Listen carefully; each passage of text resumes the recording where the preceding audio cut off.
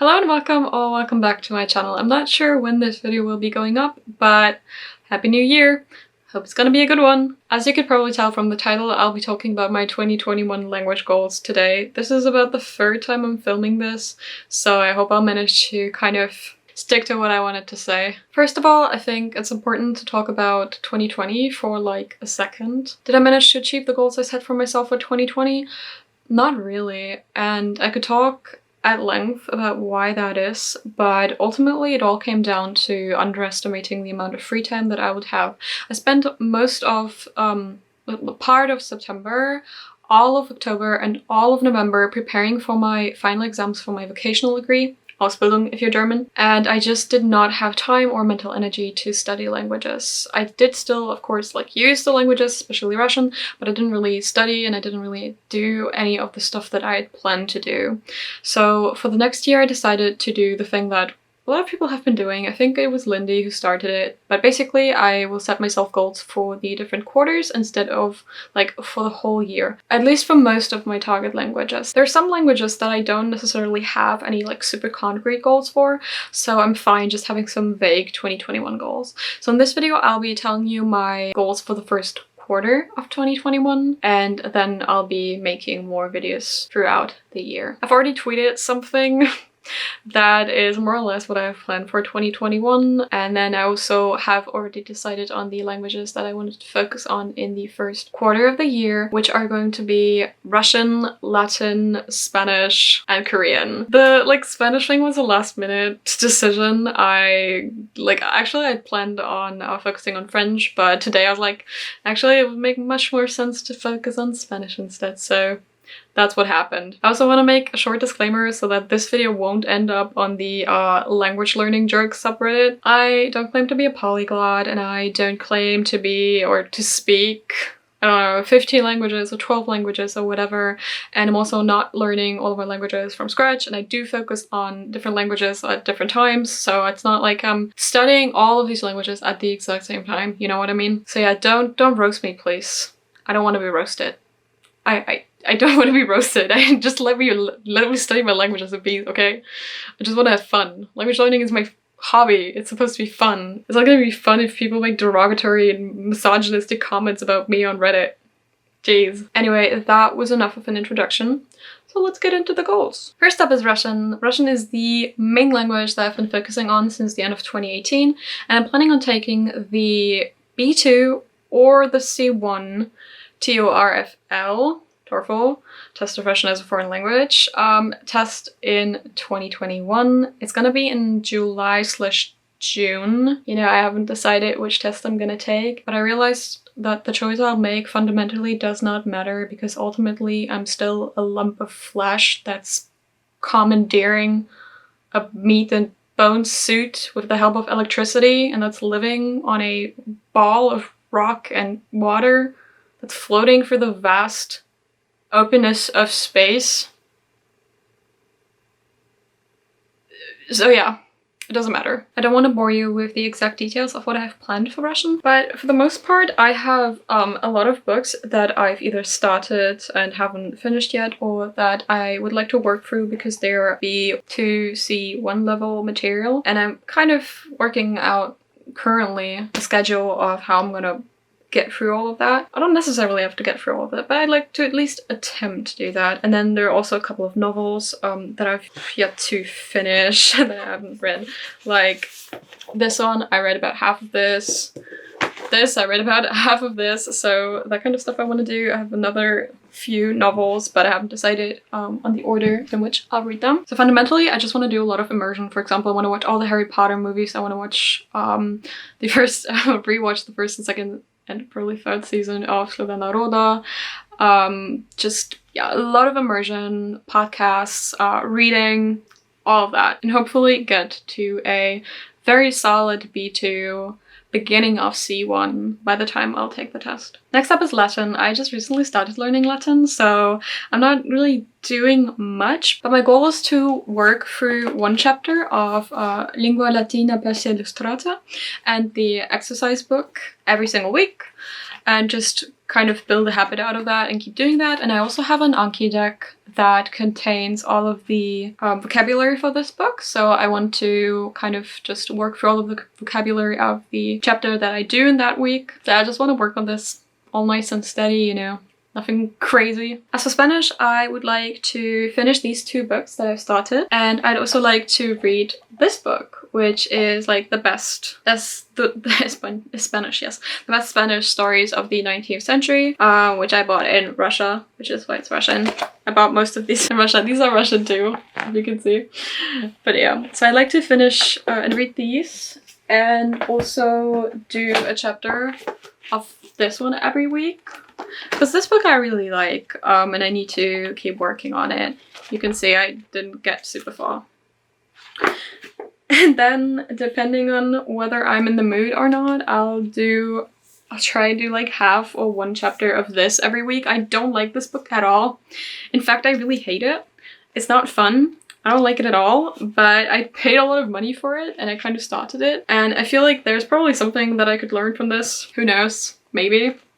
So yeah, I'll at least give it a try. And then just lots of immersion. There's a podcast that I like that I'll keep listening to, and I'll probably try to listen to like 2 or 3 episodes a week. So yes, immersion. Immersion is the way to go. Number 1 thing if you want to learn a language. Immersion. Woo! I'm team immersion. The last language that I'll be focusing on in the first quarter is Korean, and my main goals are finishing this book. I think I have about 3 chapters left to go or so yeah, not much. And I'd like to review some of the stuff because at this point it's been a while since I really focused on Korean. It was probably around this summer when I last did like some serious Korean studying. Also, I'd like to work through this book, which I got secondhand recently. And it looks really cute. It's like completely in color, which I really like because that's very rare. All my Russian books are always black and white. I know that's not an important criterion, but I like it. It's cute. What can I say? So yeah, I want to work preferably through all of this, but I'm not sure if I'll make it just, you know, time-wise. I'll give it a try though. It's listening and 읽기, so reading. I also have this book. I have worked through parts of this book. Mainly my modus operandi so far has been going through all of the grammar points that have been introduced in Korean Made Simple, and that's probably what I'll keep doing. I'll probably get Korean Made Simple 2 after this because I do like it. So I'll just, you know, I don't have any concrete goal. I just keep working with this. Also, another fun fact, this is also Russian. Language lettering and all that, you know. Also, it was cheaper in Russia compared to here.